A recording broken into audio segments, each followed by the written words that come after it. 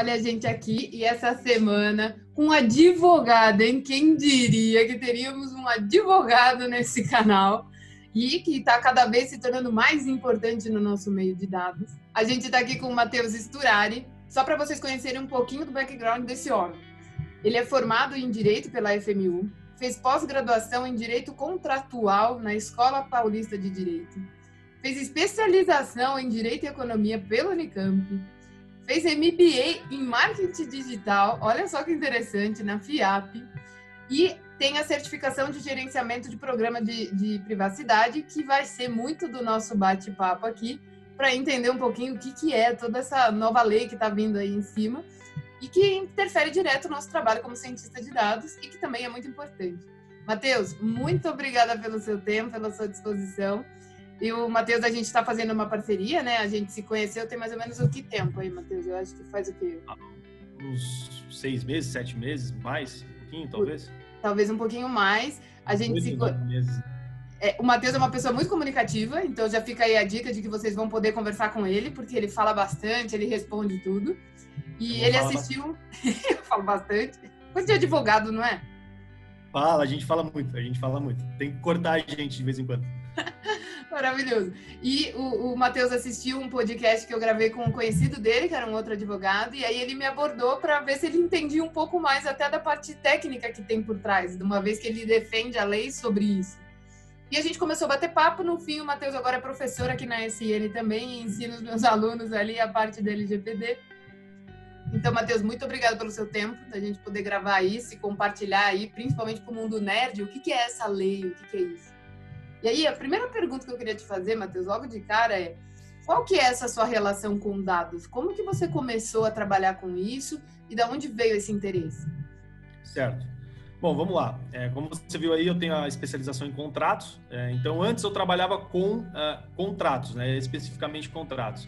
E aí, ainda a época do regulamento europeu, né, não era a LGPD ainda, não era a Lei de Proteção de Dados do Brasil, mas já estava vigente ali, ou estava para entrar em vigor o regulamento europeu, que é a Lei de Proteção de Dados da União Europeia.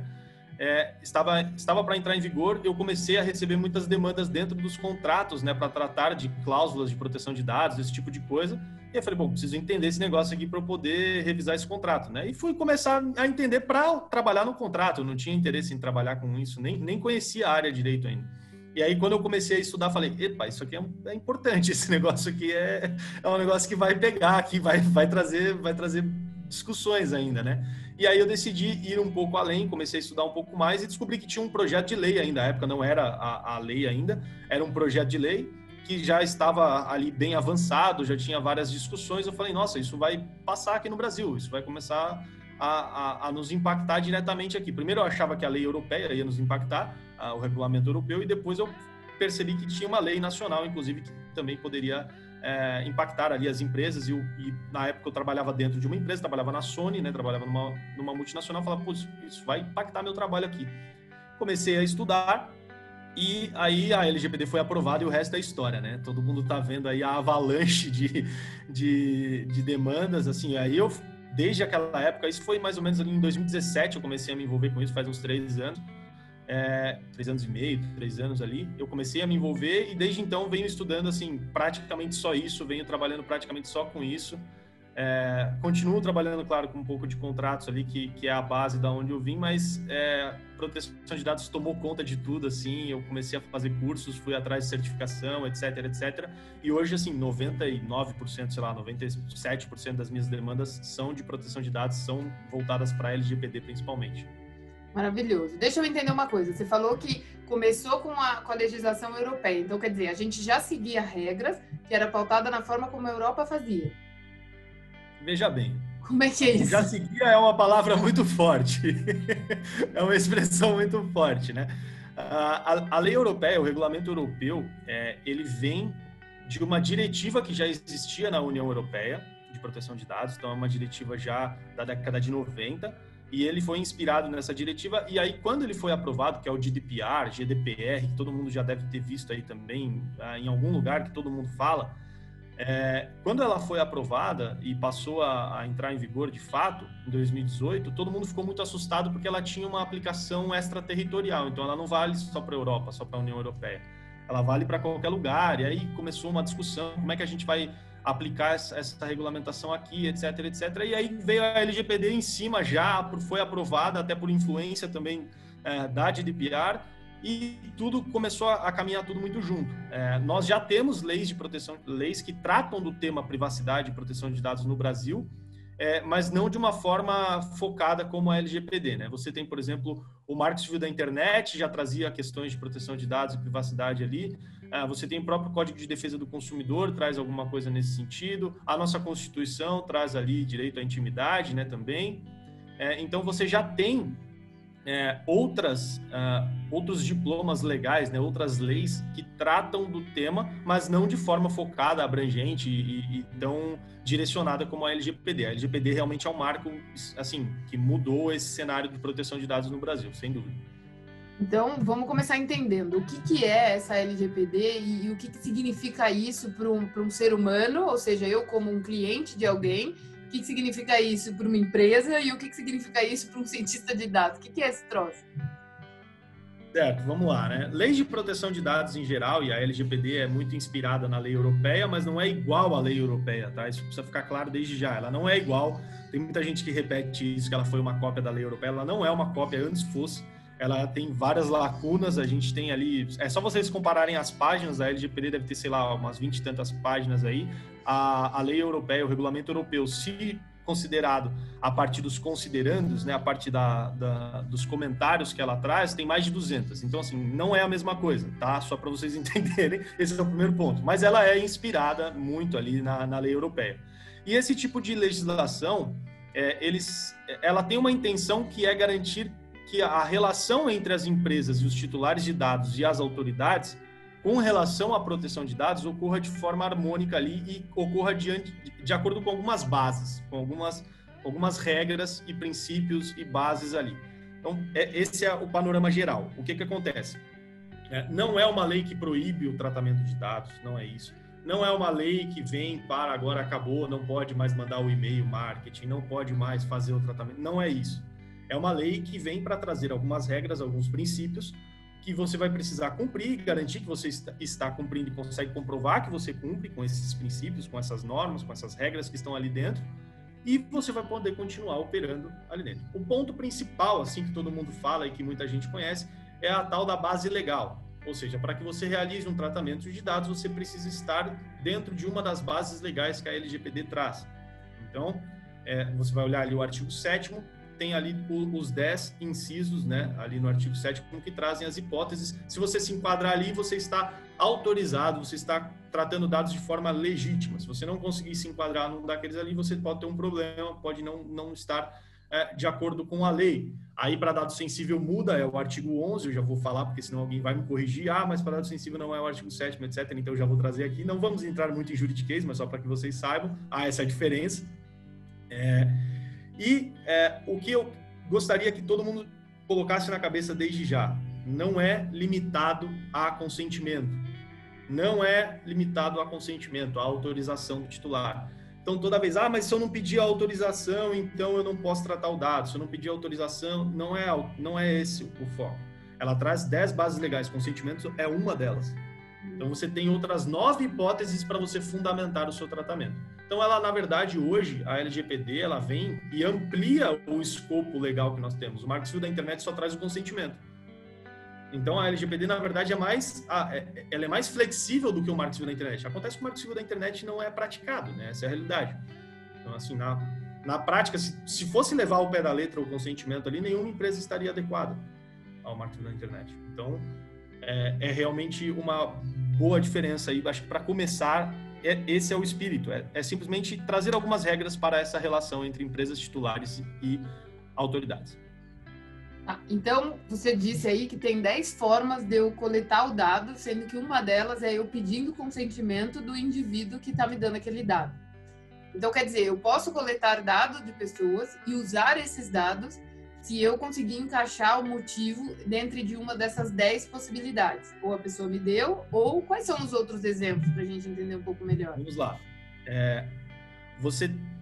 pode tratar o dado. E aí eu uso o termo tratar aqui, que vem do processing lá de fora, né? Quando a gente fala tratamento de dados aqui, é o data processing lá de fora. O tratamento de dados aqui, ele abrange todo tipo de verbo que você conseguir imaginar aí para aplicar o dado, ele tem lá dentro. Então, quando você fala coletar, utilizar, isso tudo está dentro do conceito de tratamento. Então, você pode tratar dados, seja porque você pediu o consentimento, pediu a autorização dessa pessoa, aí é o consentimento. Aí você tem, para execução de um contrato ou procedimento preliminar a um contrato, a pedido do titular, que o titular faça parte. Então, só recapitulando que é um pouco detalhada essa parte. O titular precisa ser parte do contrato. Então, um contrato de prestação de serviços ou de compra e venda, que esse titular tá comprando um produto, está contratando um serviço, alguma coisa assim. Tem que ser a pedido dele, então ele foi até a loja, ou ele foi até o seu site, ou ele te procurou por telefone e pediu esse serviço, e aí você vai tratar os dados dele ou para os procedimentos preliminares, ou seja, eu ainda não fechei negócio com ele, mas eu preciso tratar o dado dele para entrar em contato, para negociar, etc, etc, ou para executar o contrato. E aí, quando você fala executar o contrato, é tudo aquilo que seja necessário para a realização daquele contrato. Aí, uma outra base legal, para cumprir obrigação legal ou regulatória. Então, se eu tenho uma lei ou uma regulação que me obriga a tratar aquele dado, existem vários exemplos por exemplo, dentro do meio de direito do trabalho, né, você precisa armazenar os dados dos empregados ali por um determinado período, para questões de direito do trabalho, etc, etc. E para a questão previdenciária também. Então, se uma lei me obriga a tratar esse dado, veja bem, ela tem que me obrigar. Não é porque tem lá numa lei que eu preciso fazer tal coisa. Não, ela precisa dizer que eu preciso tratar esse dado, ou armazenar um documento, ou armazenar uma informação, etc. Eu posso tratar também. Aí vamos lá, vamos para outro exemplo. Exercício regular de direito em processo judicial, ou administrativo, ou arbitral. Então, eu vou me defender num processo, eu preciso tratar o dado pessoal daquele cara para me defender. Seja um ex-empregado, ou um cliente, um consumidor que entrou com um processo contra a minha empresa, eu preciso tratar o dado dessa pessoa para me defender no processo. E aí, isso tudo, esses exemplos que eu estou trazendo aqui, vocês precisam entender que isso tudo tem que ter uma finalidade específica e limitada. Não é porque você pode tratar o dado, na verdade, não é porque você deve tratar o dado, por exemplo, para cumprir com uma obrigação legal, que você pode tratar ele para outras finalidades.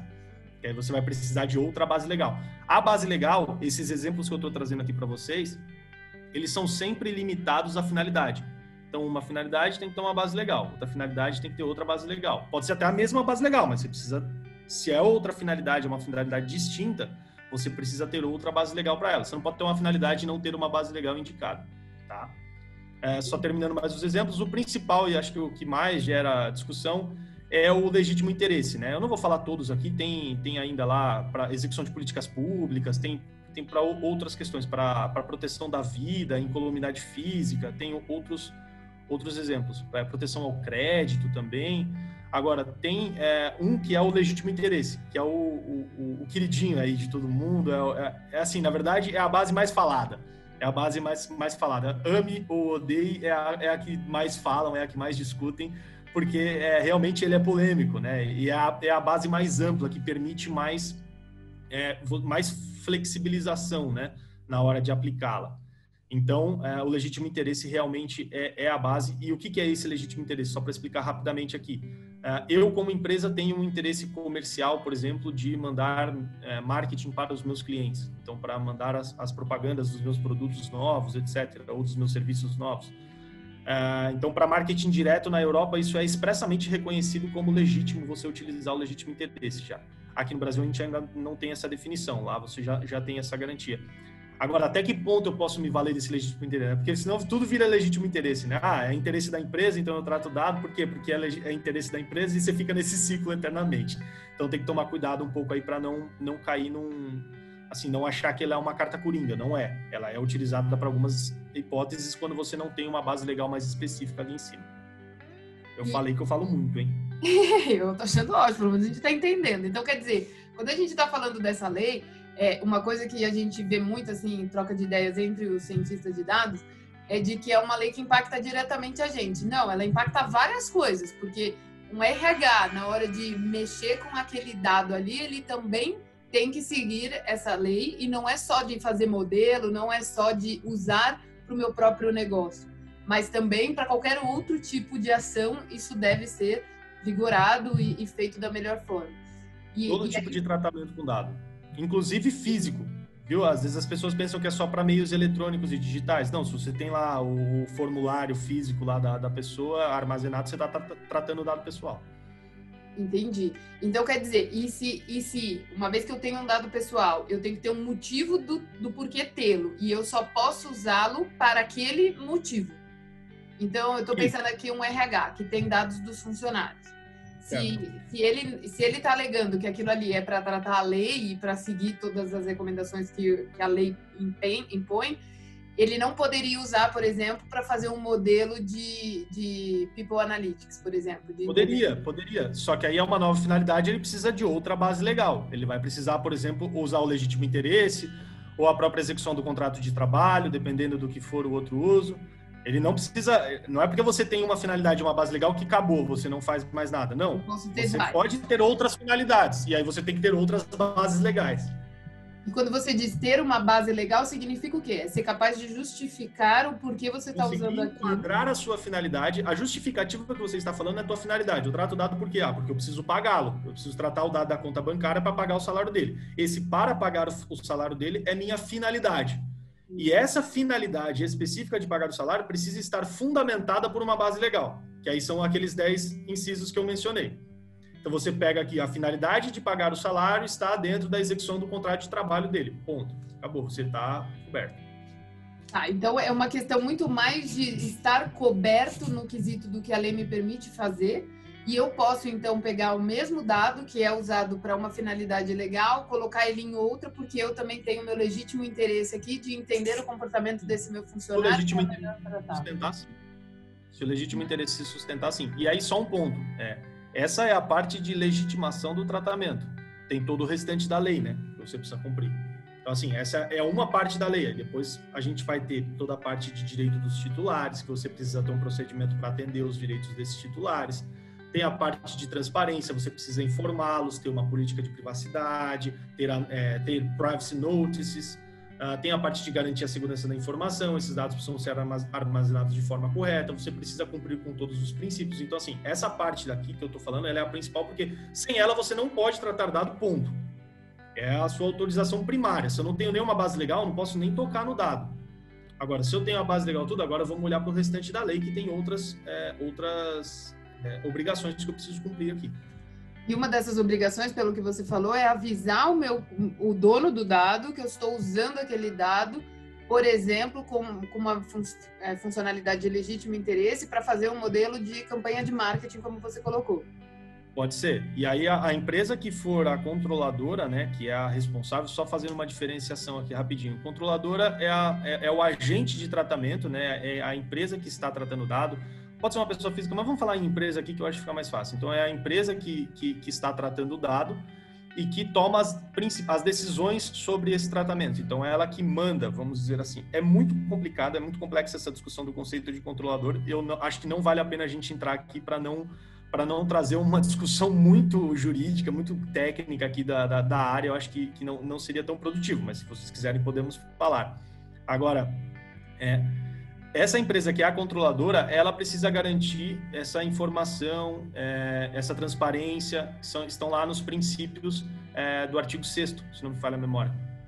E eu, como cliente dessa empresa, estou ciente de que estão usando meus dados, seja tudo que eu faço ali dentro que eles têm de informação minha, que eles estão usando na funcionalidade lá de legítimo interesse para me fazer a campanha de marketing. Não necessariamente você precisa colocar a base legal, tá? Na Europa você é obrigada a informar a base legal. Aqui no Brasil você não precisa informar, pelo menos não pela lei expressa. Pode ser que com os entendimentos da autoridade você seja entendido que não, sim, você precisa colocar a base legal também conforme o modelo, mas hoje não temos isso na lei. Tá? Então pode ser que você só fale que, olha, eu trato seus dados para a finalidade de pagar o seu salário, eu trato seus dados para te mandar eventualmente campanhas e minhas informações de produto, etc, etc. Trato seus dados para fornecer atendimento pós-venda, caso você nos ligue, trato seus dados para entregar o seu produto, então para que você receba o seu produto, precisa tratar os seus dados. Você vai colocar as finalidades e não a base legal, entendeu? E se eu, cliente, que é esse meu dado que está sendo aí armazenado, não quero que o meu dado seja usado para alguma dessas coisas, eu tenho alguma opção? Existem lá as opções tem a opção de objeção, né? Que tem lá, é o parágrafo 2º do artigo 18 da LGPD, se não me falha a memória, é o 2º.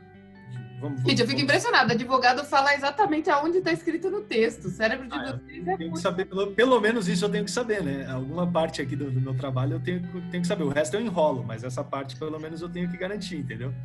Agora, no artigo 18, lá no parágrafo 2º, tem um direito à objeção. Eu acho esse parágrafo bem confuso e bem, assim, discutível. Mas sim, ele pode trazer lá uma objeção ao tratamento. Agora, se esse tratamento for...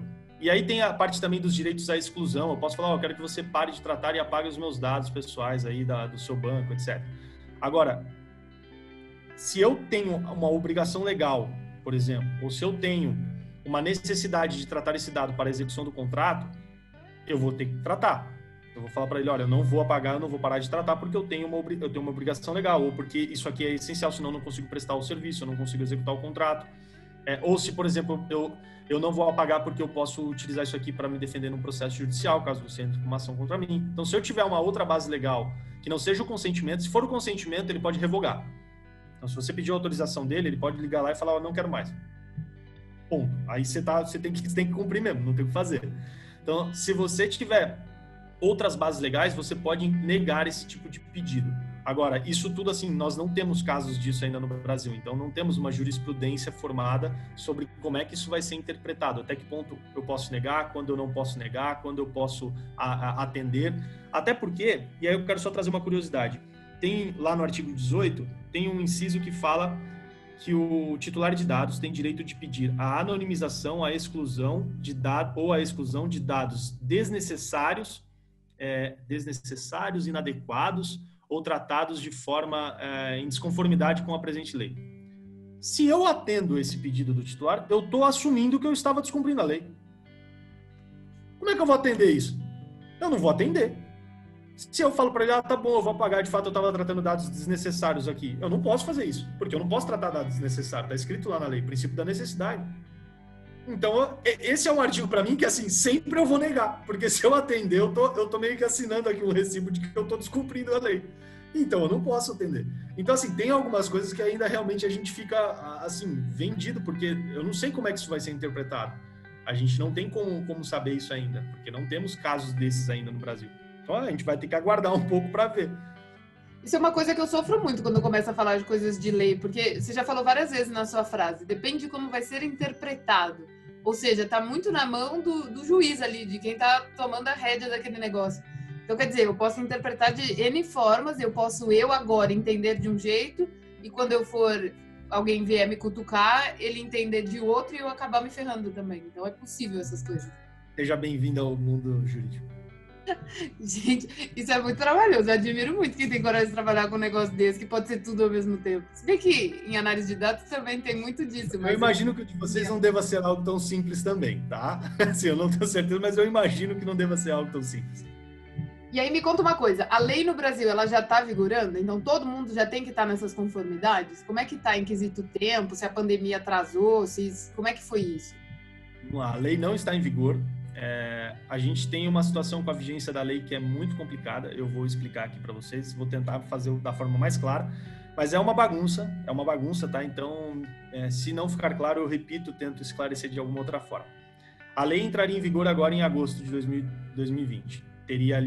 Tinha uma discussão se era 16, 17, mas era aqui agora em meados de agosto de 2020, certo?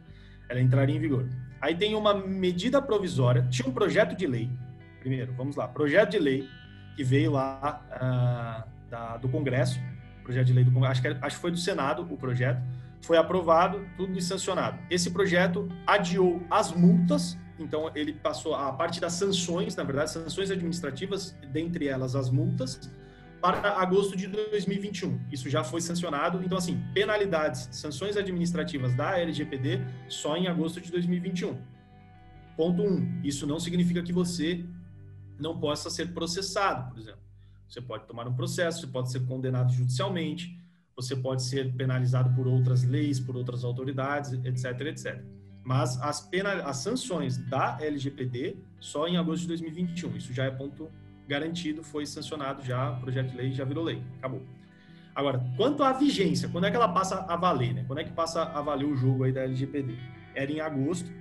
Tem uma medida provisória, e essa medida provisória, como o nome já diz, ela é provisória, portanto, ela dura por um certo tempo, por alguns meses, eu não vou entrar aqui em meses para vocês, mas ela dura alguns meses, e essa medida provisória adiou, ela parte do executivo, ela parte do poder executivo, então parte lá do presidente, e ela adiou a vigência da LGPD para maio de 2021.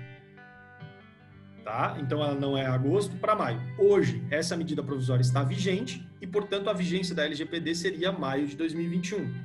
Mas essa medida provisória não foi votada, não foi convertida em lei. E ela caduca, o prazo dela acaba para ela ser votada dia 26 de agosto. Se em 26 de agosto ela não for votada e ela cair, ela não valer mais, a vigência volta para meados de agosto de 2020. Então, até dia 26 de agosto a gente pode ter uma surpresa aí. Então, assim, de repente ela não foi votada. Tá valendo e ninguém está sabendo, né? Isso, pode acontecer e será um fenômeno bem peculiar, né? Vamos dizer assim. Então, nós não sabemos quando que a LGPD vai entrar em vigor. Tudo indica que a MP vai ser votada e convertida em lei. Todo mundo espera que isso aconteça, até pela incerteza que hoje nós temos. Mas pode ser que não vote, passe o prazo dela, o Congresso não vote essa MP, porque cabe ao Congresso votar agora, e aí a gente tem a LGPD em vigor aí agora em agosto. E mesmo ela estando em vigor, então vamos supor que passou, não votaram, porque hoje a gente está no dia 13. No dia 13, né? Então, quer dizer, ainda vai ter ali uns 13 dias aí para ver que decisão que será tomada. Vamos supor que não votaram, passou. Então, ela já está em vigor, porque começaria dia 16 ou 17. Então, quer dizer, ela já estaria em vigor. Só que a multa só vai poder ser válida no ano seguinte. As sanções da LGPD só em agosto de 2021. Mas eu posso ser processado agora, mas teoricamente só vou ter que pagar depois dessa data. Mas você pode ser condenada judicialmente, né? Para pagar indenização, esse tipo de coisa. Mas aí só vai acontecer o pagamento de... Indenização agora. Multas, sanções, esse tipo de coisa lá para 2021. Multa é uma penalidade. Então, a penalidade, por exemplo, que você tenha que pagar só com base na LGPD só em 2021. Agora, você pode ser condenada, por exemplo, a pagar pelos danos causados à população XYZ e te condeno em 200 milhões de reais. Não tem limite, não tem nada. Não tem limite? A multa, ela é... A multa da LGPD tem limite. A condenação judicial, não. Bom todo mundo saber, então, e tá bem a par disso, né? E aí, me conta agora, como uma visão empresa, o que eu, empresa, tenho que fazer para estar de acordo com a lei? Entrar em contato comigo. Já faz uma propaganda aí, tá certo? Tô brincando. Não, falando sério. É assim, o mundo ideal, tá? Vou falar primeiro o mundo ideal, e aí, enfim, cada um sabe da realidade das empresas. A gente vive um momento complicado, né? Sim, a gente recebe contatos de variadas empresas de diversos tamanhos, preocupadas com essa situação, e todas trazem sempre o problema que a pandemia trouxe, né? Olha, mudou tudo, a gente está com prejuízo, etc. Então, a gente sabe que muitas vezes isso não é viável, mas o ideal é que você tenha um programa de adequação ponta a ponta. Então, o que é um programa de adequação ponta a ponta? É um programa onde você vai mapear, vai ter uma fase 1, você vai mapear todos os tratamentos de dados que você realiza na tua empresa, no teu RH, no teu marketing, no teu atendimento, na tua área de logística, na tua área de facilities, em toda a sua empresa. Então, você vai mapear todas as áreas e entender todos os processos que envolvem tratamento de dados pessoais. Uma vez que você faz isso, aí você vai entender. Dentro do mapeamento, basicamente, você vai responder uma série de perguntas. Então, você vai responder quais são os dados, por que eles são tratados, para que eles são tratados, onde eles são armazenados, por quanto tempo, você compartilha com outras empresas, se compartilha com terceiros, por que compartilha, se tem transferência internacional, se não tem. Você vai entender todo o cenário ali e você vai tirar uma fotografia dessa empresa ali do ponto de vista de proteção de dados, de tratamento de dados. Você vai entender o que essa empresa faz. A partir desse momento, você passa para uma fase 2, que aí é a fase de risk assessment ali. Então, você vai observar isso e vai falar, tá, onde estão os meus pontos problemáticos aqui, ou pontos em que eu possa melhorar e mitigar riscos com relação à lei, ou mitigar riscos mesmo a violar a privacidade desses titulares, né? Como é que eu posso melhorar isso aqui? E aí você determina quais são as medidas que você pode tomar. Então, eu vou estabelecer um mecanismo de transparência aqui, vou colocar uma política online, vou fazer um privacy notice, vou criar uma política de dados para empregados aqui, para informar os meus empregados o que eu faço com os dados deles. Eu vou revisar os meus contratos com os meus clientes, eu vou revisar os meus contratos com os meus fornecedores. Eu vou adotar medidas de segurança, então eu vou colocar mais controle de acesso dentro dos meus sistemas. Olha, aquela área está acessando um sistema que ela não precisa e ela tem acesso a dados pessoais. Eu vou estabelecer período de retenção. Então, olha, tem dados aqui que eu trato e hoje eu não precisaria estar tratando esses dados, eu não faço nada com eles, então eu preciso estabelecer um período até de quando eu vou excluir. Então, nesse momento, você vai determinar quais são as medidas que você vai adotar para melhorar, para mitigar riscos, para eliminar riscos, se possível. E aí vem a fase 3, que é implementar isso. Aí a fase mão na massa, então você pega essas medidas e agora você cria lá um plano de ação. Normalmente a gente acaba colocando cronograma, esse tipo de coisa, porque tem fase de priorização, quais são as medidas mais críticas, menos críticas, a gente adota alguns parâmetros ali para determinar isso e coloca para rodar, implementa de fato essas medidas e a fase mão na massa. É isso que você pode fazer assim, de melhor. Adequada nenhuma empresa está, tá? Assim, adequada, 100%, acabou, não preciso fazer mais nada, ponto, não existe isso. É por isso que a gente chama de programa de adequação. Por quê? Porque é algo contínuo. Daqui 6 meses mudou.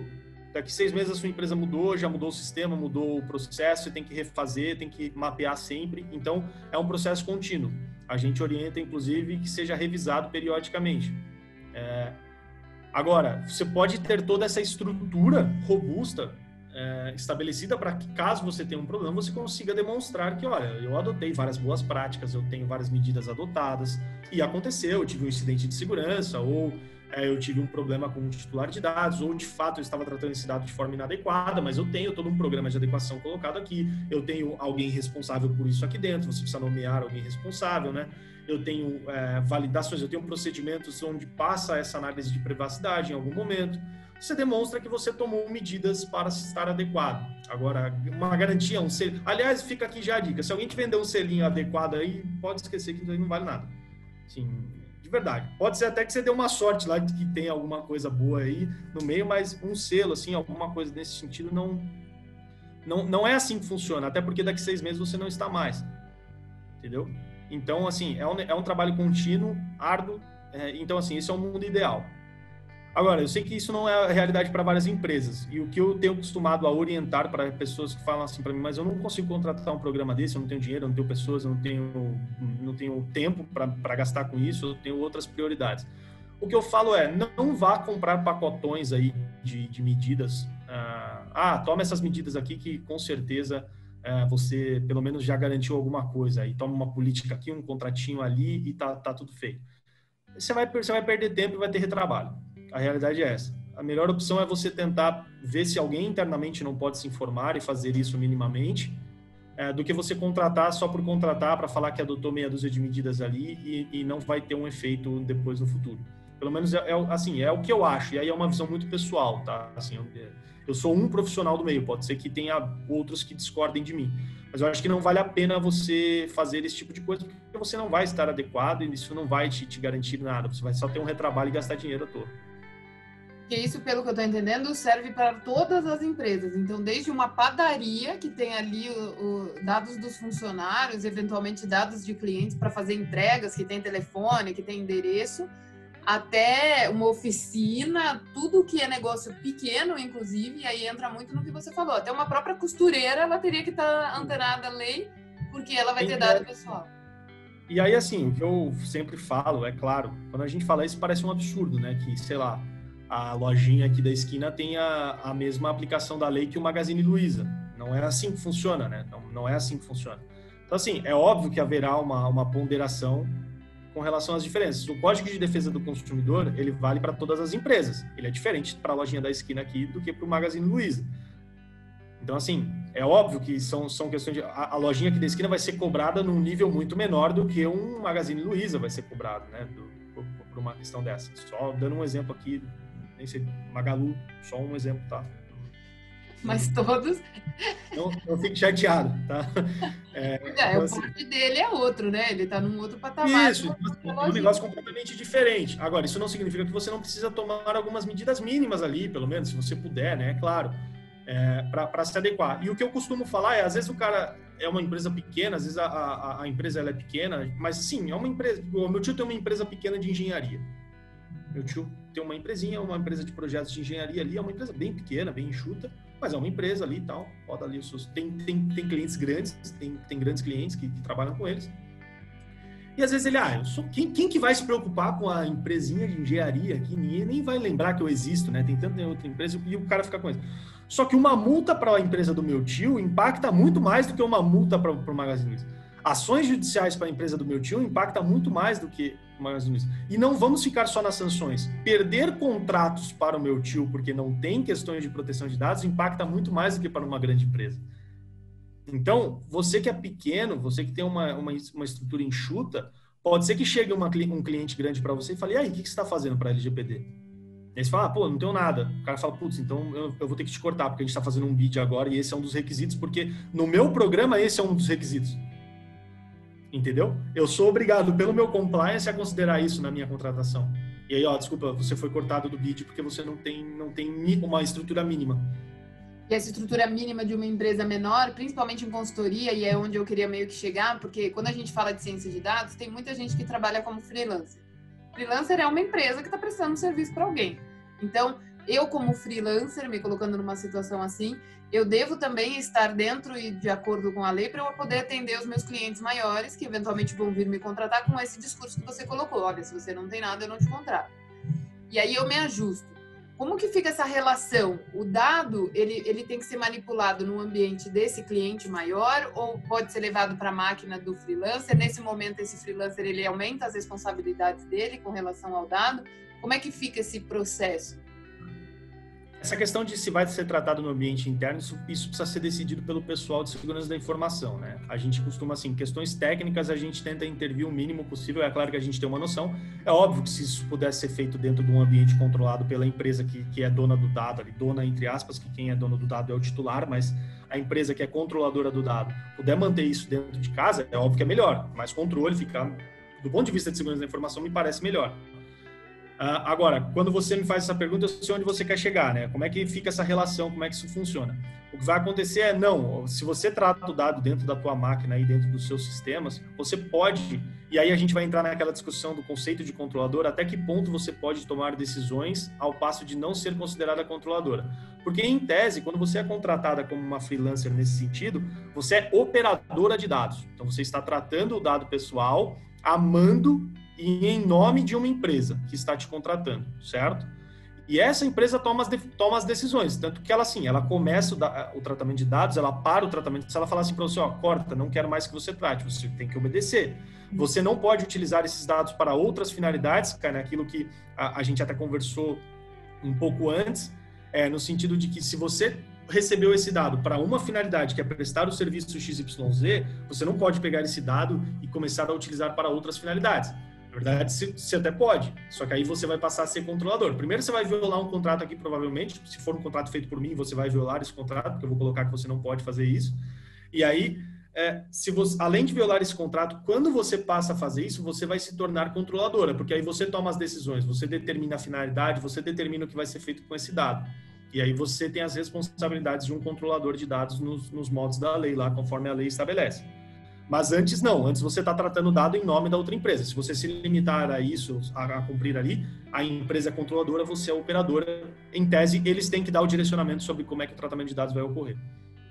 Então, aí também não importa o local e aí o fato de eu, freelancer, estar dentro de uma LGPD, que para mim ela é bem menor, porque eu sou uma pessoa só. E dados pessoais eu só vou ter meu mesmo e eventualmente do meu cliente para eu emitir uma nota fiscal. Eu estando de acordo e fazendo o papel de operador, então eu estou também dentro da lei e está tudo bem com o meu trabalho. Está dentro da lei. Você vai ter que tomar as medidas no sentido de segurança da informação. Se, por exemplo, se você tiver um incidente de segurança, o incidente de segurança aconteceu na sua ponta, né? O controlador é responsável solidário, mas aconteceu na sua ponta. Nos contratos, normalmente coloca lá, olha, você garante que você possui requisitos de segurança mínimo para fazer a operação que você tem. A parte de segurança da informação, você precisa ter um pouquinho. Você precisa obedecer essa parte de não compartilhar dados com terceiros.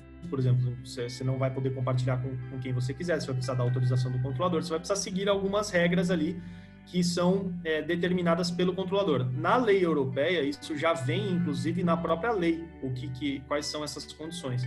Lá eles já trazem, acho que é o artigo 26, 27 lá do GDPR, tem lá algumas condições que o controlador pode impor ao operador quando for escolher o operador. Aqui nós não temos isso, mas provavelmente nos contratos isso será abordado, né? Então, isso vai ser uma condição trazida por grandes empresas para vocês, com certeza. Eles vão falar, você trata o dado assim, você apaga na hora que eu falo, você não pode usar para outra finalidade. Se você for compartilhar com terceiros, inclusive nuvens, tá? Então, se você utiliza lá a Amazon XYZ, você está compartilhando dado. Se você utiliza a nuvem, quando você coloca lá, você está compartilhando um dado pessoal. Isso tudo precisa ser previamente ou no momento autorizado pelo controlador. E tudo documentado para você estar dentro da regra, porque ele me deu essa autorização. Inclusive, como operador, eu exigiria isso dele. Se eu estivesse fazendo um contrato do lado do operador, eu falaria, olha, não, mas eu preciso compartilhar com esse, você autoriza isso aqui? Me manda então aqui, assina aqui que você já autoriza previamente isso aqui, e se eu for fazer outra coisa, eu vou submeter a você tem que me autorizar, senão eu não posso trabalhar. Porque você se resguarda como operador. Olha, eu estou cumprindo as obrigações e você não pode descumprir a lei, né? Esses dias me perguntaram assim lá no Instagram, né? Me perguntaram, se o controlador me determinar um tratamento ilegal, que viole a LGPD, eu cumpro ou não cumpro? Eu falei, meu filho, se você presta um serviço e alguém pede para você levar drogas de um ponto a outro, transportar drogas, você vai cumprir? Mas você não pode fazer coisa que é ilegal, né, ora? Isso aí não é porque o cara é teu contratante ali que você vai fazer tudo. Então, assim, eu falei, olha, é a mesma lógica aqui, né? Você vai cumprir as orientações do controlador desde que dentro da lei, né? Então, também cabe uma análise do operador ali para que ele tenha é um exemplo meio esdrúxulo esse, né? Eu peço desculpas aí, mas não faz sentido. Então, assim... alguém me mandou matar uma pessoa, eu vou matar uma pessoa? Eu vou matar porque eu sou prestador de serviço. Não, mas ele que mandou, matei, mas ele que mandou lá. Então, não, né? Não vai dar certo. Então, não faça isso, né? Não faça isso. Tenha esse bom senso também. Então, quer dizer, todo mundo tem que também estar de olho para entender o que pode e o que não pode, de acordo com Essas serão grandes discussões, assim, o controlador falar uma coisa e o operador falar, cara, mas isso aí que você está fazendo não pode. Não está em conformidade com a LGPD. E aí isso gera um desgaste, né? Isso vai acontecer, não vai ter jeito. Vocês precisarão lidar com isso aí através de contratos, através de tratativas, isso não vai ter jeito. E aí, Matheus, só vou voltar num ponto que a gente falou agora há pouco. Eu te perguntei sobre como que uma empresa, o que ela deveria fazer para estar de acordo com a lei. E aí você descreveu esse programa, que é onde vai fazer muito mapeamento das informações e conseguir ajustar cada uma desses dados, né? E aí eu vou até falar meu termo aqui, que são variáveis, cada uma das variáveis que eu coleto dos indivíduos, em qual argumento ela entraria ali dentro daqueles 10 que a gente viu que eu poderia colocar como... Finalidade. Oi? Você agrupa por finalidade. É claro que você vai ter grupos de variáveis para cada finalidade. E aí a finalidade precisa estar enquadrada em uma das 10. Então você afunila, né? Você começa, eu tenho todos esses dados para essa finalidade e essa finalidade tem que estar dentro de uma das bases legais. Fechado. E aí todas essas variáveis têm que ter uma justificativa. Então, por exemplo, se porventura eu pedir o endereço, mas eu não uso nem para emitir nota fiscal, eu não uso nem para nada que seja da lei, a única coisa que eu poderia colocá-lo seria para o legítimo interesse, ou se a pessoa te concedeu, ou não. Se você não usa esse dado para nada, você está tratando um dado desnecessário. E aí você está violando o princípio da necessidade da adequação, né, que está lá no artigo 6º. E aí, por exemplo, você teria que cumprir com aquele direito do titular que eu falei lá embaixo quando ele te pedisse, né? E aí você estaria, em tese, violando ali um princípio da LGPD. É claro que não é tão preto no branco assim, né? Eu imagino que vá haver aí uma ponderação até que ponto algo é considerado desnecessário só porque eu não estava utilizando, etc, etc. Mas, em tese, você não deve utilizar esses dados, você não deve manter dados que você não tem um uso, você não tem uma finalidade. Até porque você não pode vou utilizar o termo vazar aqui, que é o termo popular, né? Vazamento de dados. Você não pode vazar um dado que você não tem, né? Então é até uma medida de segurança, né? Você não ter esses dados dentro de casa. Se você não precisa, não tenha. Você não pode ter um incidente de segurança com dados que você não tem. Faz sentido. Muito bem. E você que está trabalhando com esses projetos aí, que você colocou que você já está fazendo isso há alguns anos, quanto tempo dura um projeto desse numa empresa? E aí eu queria que você me contasse duas situações que eu imagino que você já deve ter vivido. Numa Magalu, que nem uma gigante que você colocou, quanto tempo dura um projeto desse? E quanto tempo dura isso numa empresa menor, numa empresa de bairro, sei lá, uma empresa que está fornecendo algum tipo de serviço ali? Varia muito de empresa para empresa. Eu sei que essa é uma resposta que todo mundo odeia quando eu falo, varia e tal, todo mundo, o cara não está querendo falar. Não é isso, é que realmente cada empresa tem uma realidade. E às vezes você pega uma empresa muito pequenininha, mas ela tem uma operação super complexa. É uma empresa que tem 3 áreas lá dentro, seria super simples, mas eles são um birô de dados, não sei. E aí eles têm uma operação super complexa, com vários players envolvidos, eles atuam com ad techs e não sei o que lá, e demora mais, mesmo ele sendo pequeno. Agora, você pega, às vezes, uma empresa grande, eu já peguei indústrias enormes, empresas que são indústrias, só que eles não têm uma operação grande de marketing, eles só trabalham com cliente PJ também, grandões, e vai ter ali os tratamentos de dados dos empregados e tal, é um negócio mais simples, é mais simples, às vezes, do que a empresa pequena. Então, assim, o que eu posso dizer de médias, assim, é algo entre poucos meses e muitos meses, e algumas passando de um pouco de um ano. Algo entre poucos meses e muitos meses. Menos do que poucos meses é muito difícil, assim. Só se for um negócio muito pequeno mesmo, assim. E mesmo poucos assim... meses, a gente está falando do quê? De uns 4, 5 meses? 4 meses. 4 meses. Vamos colocar um mínimo de 4 meses aí, tá? Assim, para uma empresa, né? Com áreas, com algumas estruturas. Agora, freelancers, assim, você consegue adequar em eventual menos tempo, porque você adota uma política aqui, uma medida de transparência ali, revisa um contrato, etc. O cara é uma empresa, né? É só ele ali, não tem ali um time, não tem áreas, né? Agora, uma empresa pequena que tem algumas áreas ali dentro, uma contabilidade, serviços gerais ali, etc, algo em torno de 4 meses, pelo menos, assim, tá? E assim, tô dando uma estimativa. Só olhando a realidade dessa empresa eu consigo realmente estimar um tempo. Fechado. Não, mas já deu uma noção de que não é um negócio do dia para noite, que precisa realmente de dedicação. Não, precisa de uns meses ali, prepara uns mesezinhos aí, separa uns meses, porque é bom, até para não fazer coisa errada e ter retrabalho depois, né? Às vezes eu vejo gente querendo apressar o negócio e fala, você vai ter retrabalho, vai ter problemas, vai ter que fazer. O responsável por isso é um advogado, então eu devo contratar uma empresa de advocacia para me ajudar a fazer esse serviço. Pode ser que sim, pode ser que não. Você pode contratar, tem empresas de consultoria, tem empresas até de TI que tem fornecido esse tipo de programa de adequação. Tem essas, a Big Four, empresas de consultoria têm tocado também grandes programas, principalmente na fase de assessment ali. Em algum momento você vai esbarrar em questões jurídicas, e aí provavelmente o advogado vai precisar entrar. Mas não necessariamente precisa ser um advogado para conduzir. Os escritórios de advocacia têm sido, acho que assim, a maioria a conduzir esse tipo de programa, porque como parte de uma lei, isso acabou sendo mais abraçado pelos advogados. Então, muitos advogados buscaram conhecimento em fazer a gestão desses projetos, desses programas. Foi justamente o que eu fui buscar, inclusive com a certificação lá da IAPP para isso, para poder conduzir esses programas ponta a ponta, né? Então, muitos advogados que já têm ali a parte jurídica ok, foram buscar conhecimento para poder conduzir um programa de ponta a ponta e acabaram abraçando grande parte desse mercado. E agora eu vou começar a fazer umas perguntas meio estranhas aqui, mas muito pela ignorância minha de não conhecer a lei, como ela funciona propriamente dita. Imagina o seguinte, é muito comum a gente, eu vou pegar bem o exemplo que você deu de campanha de marketing, por exemplo. É muito comum a gente pegar a informação dos indivíduos. Eu cientista de dados, eu não estou nem aí para o nome dele, eu não quero saber quem é ele, mas eu preciso ter informações daquele ser, que para mim pouco importa quem seja, para eu conseguir criar algum algoritmo que vai aprender alguma coisa ali e depois me ajudar a tomar algumas decisões. Então, vamos supor que eu estou trabalhando com dados que são pessoais, mas que não está identificado. Eu não sei que é a Adriana, mas eu sei que é um ser humano, e esse ser humano é uma mulher, porque sexo é uma variável que eu tenho no meu banco. Eu tenho a cidade que ela mora, eu tenho várias informações relacionadas a ela, mas eu não sei quem é ela. Então, aqui no meu entendimento, eu estou usando dados pessoais. E eu estou criando um algoritmo que vai me dizer se ela compra ou não um produto específico, que é o que eu quero vender, que nem quando você colocou que eu quero mandar e-mails fazendo propaganda dos meus produtos novos. E eu quero exatamente fazer isso. eu coloquei lá que esses dados, para a lei, eu estou usando como legítimo interesse, por exemplo.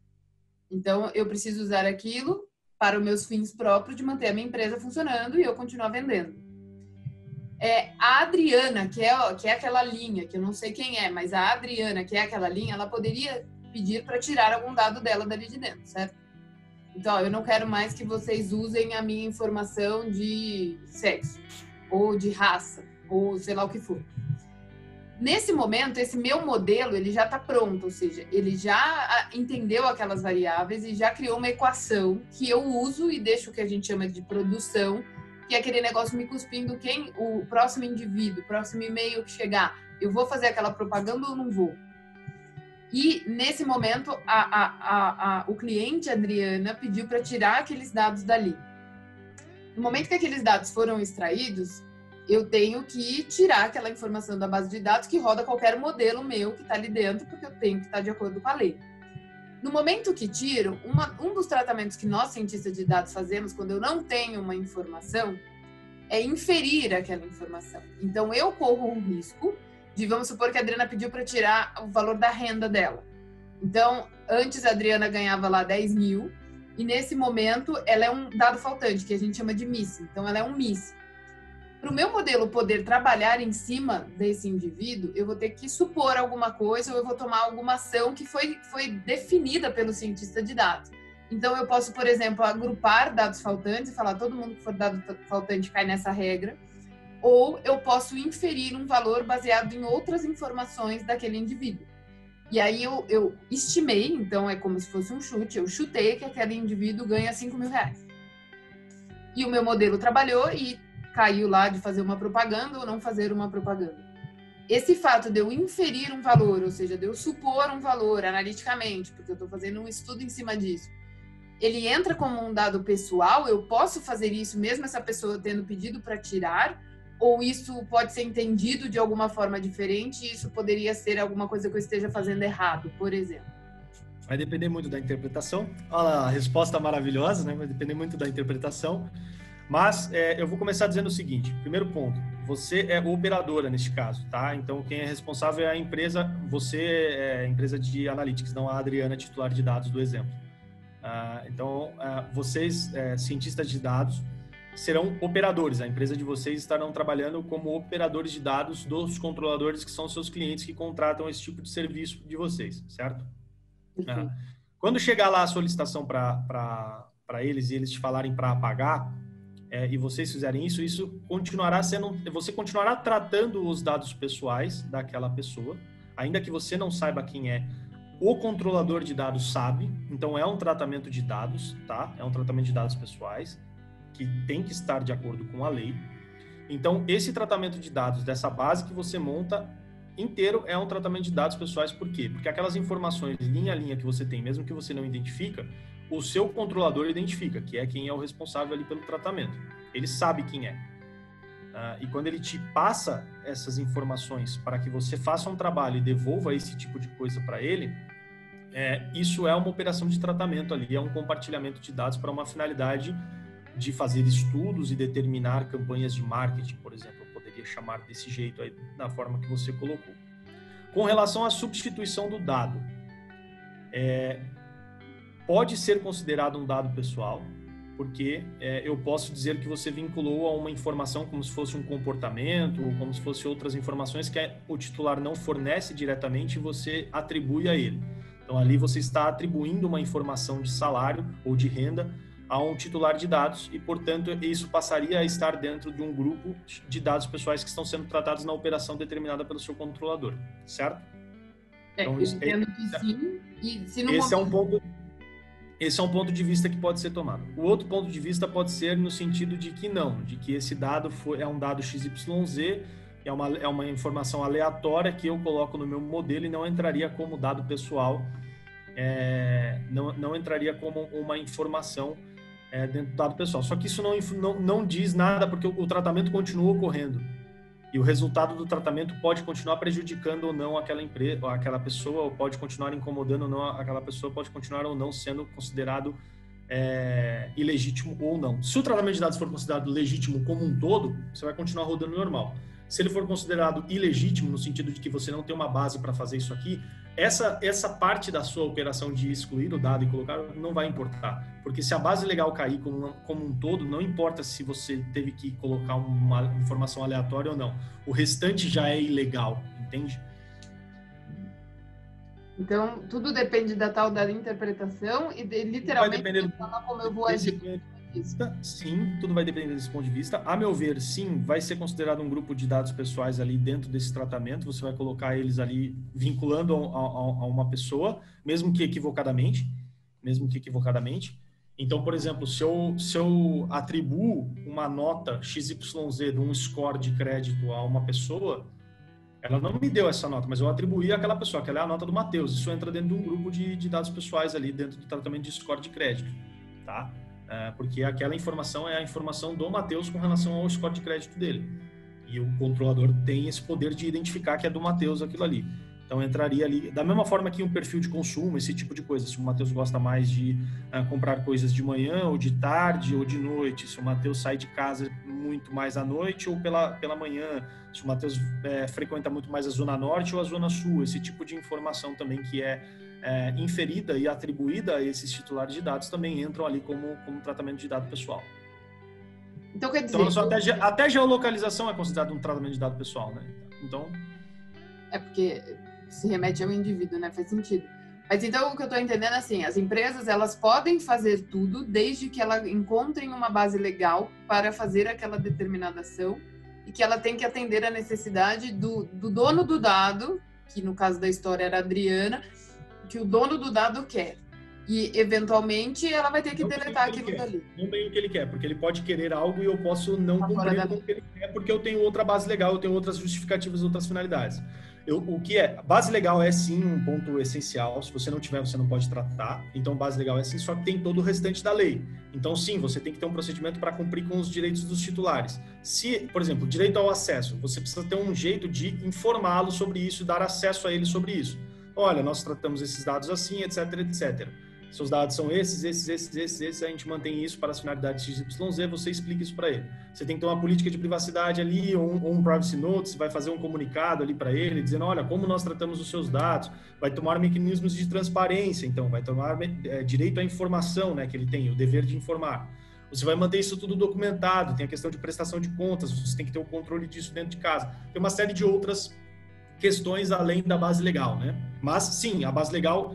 Sim, é o ponto principal. Se você não tiver, não adianta nada você ter todo o restante se você não tem uma legitimidade para tratar o dado. E aí eu queria fazer uma pergunta geral, assim. Na sua visão, o Brasil, ele demorou muito para fazer isso? Ou ele está comparando com outros países, está no mesmo time, então estamos fazendo no momento que realmente todo mundo também está olhando para isso? E uma outra curiosidade, por que nasceu essa necessidade de ter uma lei em cima do dado? E eu acho que ela não nasceu, a necessidade nasceu em todos os lugares, né? Mas ela foi primeiro absorvida em algum país que deve ter sido o primeiro a fazer isso. Qual foi esse país e por que existe essa motivação em cima dessa lei? Tá bom, vamos lá. Primeiro ponto, o Brasil está atrasado? A gente tem uma lei um pouco tardia, tem outros países aqui da América Latina que já trataram do tema, a Europa já trata disso há muito tempo.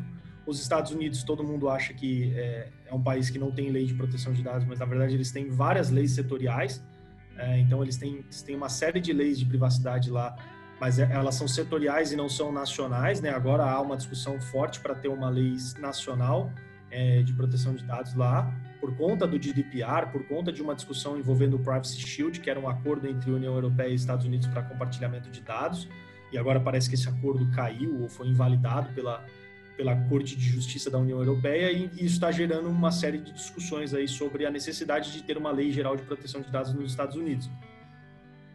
No Brasil, como eu já disse, nós já tínhamos algumas leis que tratavam do tema, já tinham algumas questões, mas nada tão robusto, nada tão completo, nada tão técnico, nada tão focado em proteção de dados como a LGPD. Então, sim, é uma lei que vem um pouco tarde, é uma lei que talvez tenha demorado um pouco, eu não sei, assim, honestamente eu não tenho nem, assim, a visão geral para dizer quais são os impactos dessa lei vir agora ou não ter vindo antes, assim, eu não consigo ter uma visão do que teria sido tão diferente. O que se fala muito é que nós não temos uma cultura de proteção de dados aqui no Brasil. E aí vem um outro ponto, eu também não sei se na Europa há essa cultura, porque eu nunca vivi na Europa, então não sei se lá... Eu vejo muita gente falando que há, então deve ter, mas eu não frequentei, nunca vi. Eu não sei se existe essa cultura em outros países aqui da América Latina ou no próprio Estados Unidos. Eu vejo muita gente falando que existe. E talvez uma lei um pouco anterior, né, se a gente tivesse uma lei antes, talvez a gente hoje já tivesse muito mais maturidade com esse tema, porque a lei ela acaba provocando pela dor a necessidade, né, dessa cultura ser criada, a necessidade da gente ajustar alguns pontos, entender. Todo mundo está falando o que é dado pessoal agora, todo mundo está falando o que é tratamento de dados, ninguém sabia, ninguém tocava nesse assunto. Então, isso gera, meio que pela dor, infelizmente, mas isso gera pelo menos uma movimentação nesse sentido. Vamos à origem agora. Putz, está pronto para a história aqui de proteção de dados? Isso é longo, hein? Bárbaro. Nossa. Pode ser só alguns exemplos. O que foi que motivou a querer ter uma lei? Porque alguma coisa aconteceu, né? Em 1890, estou brincando, não, mas começa em 1890 mesmo, tá? Mas eu não vou contar toda a história da proteção de dados aqui para vocês, não. Mas lá atrás tem esse marco que é um artigo para Harvard Law Review do Warren e Brandeis. Eram dois juristas lá, dois estudiosos que escreveram esse artigo que era o direito à privacidade, né? Alguma coisa assim. E aí esse artigo desses autores trouxe toda uma discussão no mundo sobre proteção de dados e privacidade. Começou lá com privacidade, toda a primeira geração de leis de privacidade na Europa, ali na década de 70, mais ou menos, começa ali, acho que a primeira foi na Suécia e depois veio a Alemanha, ou o primeiro foi no estado da Alemanha e depois foi a lei nacional da Suécia, enfim, é Suécia e Alemanha, isso tenho certeza, eu só não lembro exatamente a ordem. E aí começaram a surgir leis federais, por quê? Porque teve esse artigo, uma série de discussões ali no começo, da 1900 e tanto ali, várias discussões sobre o tema. Em algum momento começaram grandes convenções internacionais a tratar do tema privacidade, e tudo isso à época era muito visto para aquela questão voltada à intimidade, ao íntimo, ao segredo, a inviolabilidade do lar, então de você não invadir dentro da minha privacidade do lar, esse tipo de coisa. Não era a proteção de dados como nós vemos hoje, era uma questão muito mais voltada para segredo, para o íntimo, né? E aí, com o tempo, veio a segunda geração de leis, depois a terceira, e aí a gente foi ajustando isso até vir a diretiva da década de 90 lá na União Europeia, já bem adaptada para o que nós temos hoje, voltado para a proteção de dados, que olha, não é nem tanta questão de confidencialidade, de segredo, de intimidade. Isso sim continua sendo um dos pontos. Mas é o que você faz com dados, mesmo aqueles dados que são públicos ou publicamente acessíveis. Então, esse é um ponto que muda muito o jogo ali. Não é mais uma questão de você só não acessar aquela informação que as pessoas não querem que você acesse. Mas é que mesmo as informações que as pessoas não se importam, caso você acesse, você precisa tomar cuidado com o que você faz com elas. Então, é um novo racional de lei, e essas leis foram evoluindo nesse sentido. E aí, quando surge essa diretiva lá na União Europeia, ela passou por muitos anos a ser o parâmetro, né, internacional disso aí, e vem o GDPR, o que fomentou muito a nossa lei, foi uma questão, dizem que tinha uma questão de... uma questão política do Brasil, que ele precisava se posicionar nesse sentido com relação à OCDE, e isso influenciou. Aí teve também a questão do Snowden, que influenciou o marco civil da internet lá atrás. Então, assim, tem alguns eventos políticos, econômicos, sociais que vão fomentando essa lei. No Brasil, a aprovação da GDPR acelerou bastante esse sentido, porque aí as próprias empresas multinacionais passaram a adotar essas questões e tudo, o mercado acabou se movimentando, e teve questões políticas que também influenciaram a aprovação da LGPD.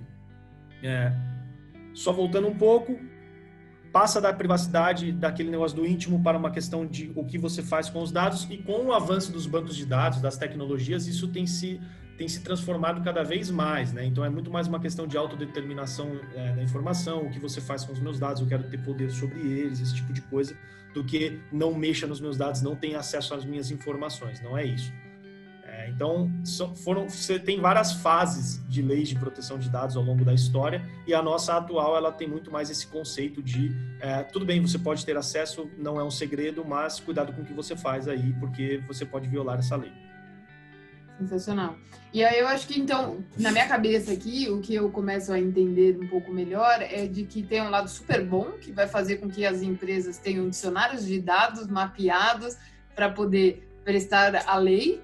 Então, isso para o lado nerd é ótimo, porque a gente sofre muito com isso. Então, quer dizer, essa adequação também ajuda num lado bom.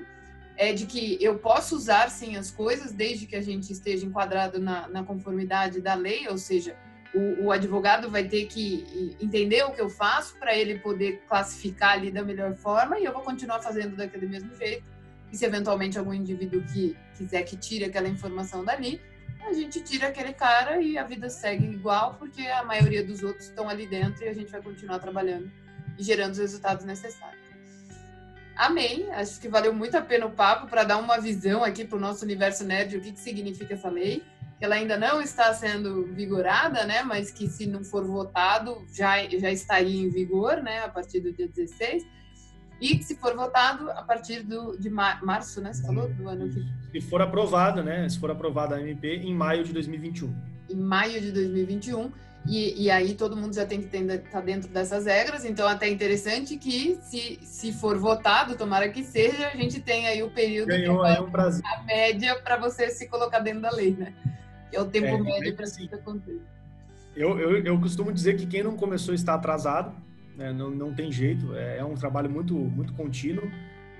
O programa de adequação é só o começo. Você faz o programa, cria uma estrutura, tem toda ali uma parte, mas depois você precisa gerenciar isso. Então, assim, quem não começou realmente está atrasado, porque não tem jeito. Em algum momento isso será... E eu costumo fugir dessa discussão sobre sanção e penalidade e condenação, porque todo mundo acaba focando nisso, que eu sei que é uma parte que preocupa, mas vocês serão cobrados pelo mercado, assim, empresas vão chegar para vocês, é o que eu falei, vocês vão perder contratos, vão perder clientes, porque os clientes estão cobrando. Eu sei porque eu vejo os clientes cobrando, entendeu? As empresas, e nos questionando o que vocês acham sobre isso ou sobre aquilo.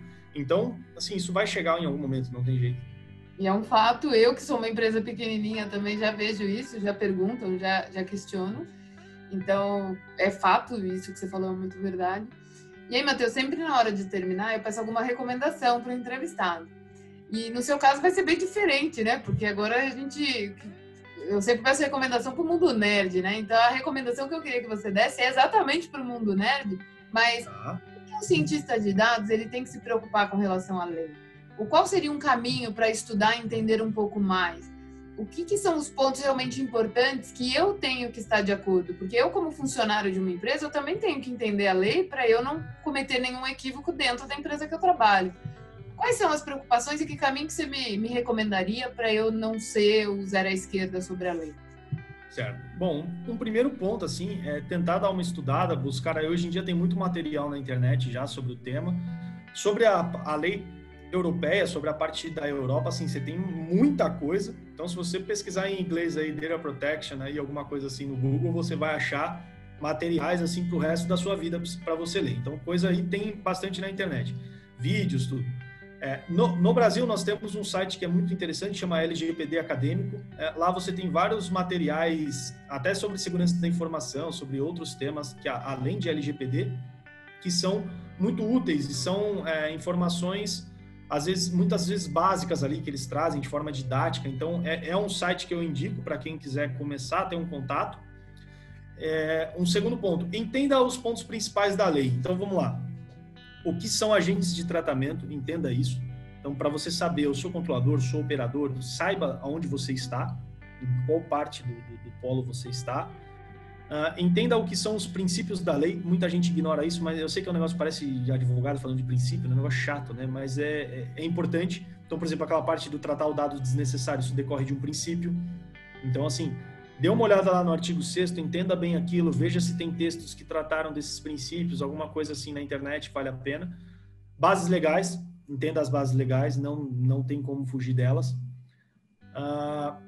Olhe bem para a parte de contratos e responsabilidades. Então, assim, se você é um controlador, entenda bem as suas responsabilidades, o que você precisa exigir do teu operador, o que você precisa exigir dessa outra empresa, quais são os requisitos de segurança mais adequados para serem utilizados.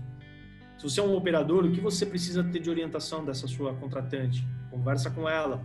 Fala que, você precisa me dar as diretrizes ou pelo menos aprovar o meu procedimento aqui. porque depois você não vai poder falar que eu estou tratando dado de forma inadequada ou que você não me orientou dessa forma. Então, olhe bem essa parte de responsabilidades das partes para que você saiba onde você está e qual que é o seu papel. E, por fim, recomendações para quem não é da área. Deixa eu pensar aqui só se tem mais alguma coisa boa para vocês.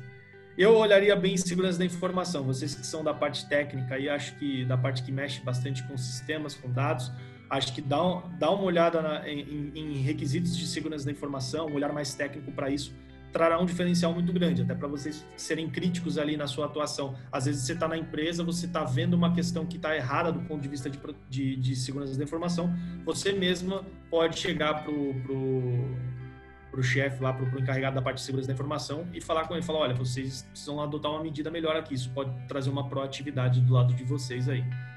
E tomar cuidado com as instruções que os controladores passarem a vocês, né? Tentar não descumprir isso aí, porque pode ser que seja uma violação contratual e a lei. Muito bem, então quer dizer, temos uma boa lição de casa aí para aprender um pouco mais sobre isso. E, Matheus, eu agradeço muito o seu tempo, muito mesmo, acho que foi muito rico, vai ajudar muito e abrir a mente de muita gente, inclusive a minha. Obrigada. Eu queria compartilhar, ó, o Matheus, ele é super comunicativo, como vocês viram, né? Coisa de advogado, também não para de falar, mas que foi ótimo aqui pra gente. E ele tem o canal dele lá no Instagram, que ele tá publicando muita coisa. Então, o link vai ficar aqui embaixo, vocês conseguem adicioná-lo. E ele fica respondendo perguntas, então você consegue interagir com ele por ali. Fora o LinkedIn dele, que ele sempre publica muito conteúdo, artigos, ele escreve muita coisa e sempre compartilha por ali. Então, acho que esses dois canais são bem interessantes para ter contato com o Matheus. E tem algum outro canal, Matheus? Tem alguma outra coisa que você queira compartilhar? Não, esses são os dois principais hoje. Lá no Instagram a gente abre caixinha todo dia, então todo dia tem caixinha de pergunta lá para que vocês possam mandar. Eventualmente eu não vou saber responder, mas mande lá que pode ser que a gente responda alguma coisa. Muito bom. Então, fechou. Matheus, muito, muito obrigada pelo seu tempo. Espero que você tenha gostado aí do bate-papo. Já vai para o ar amanhã mesmo, então a partir de amanhã a gente já começa a divulgar para que todo mundo tenha direito aí de conhecer a lei, que na verdade é uma obrigação de todo mundo, né? Perfeito. Adriana, muito obrigado pelo convite, fiquei super feliz mesmo em participar, uma iniciativa super diferente aqui, participar de um programa que não é para advogados, né? Não é para o pessoal de proteção de dados, então falar para esse público, eu espero que todo mundo tenha gostado, que eu tenha me feito claro aqui, não fiquei com muito juridiquês aqui, então espero que tenha sido produtivo, tá? E estou à disposição, agradeço mesmo o convite, foi um prazer. Prazer todo meu e a gente vai se ver em sala de aula já já. Muito obrigada, Matheus. Um beijo, pessoal, até semana que vem. Obrigada.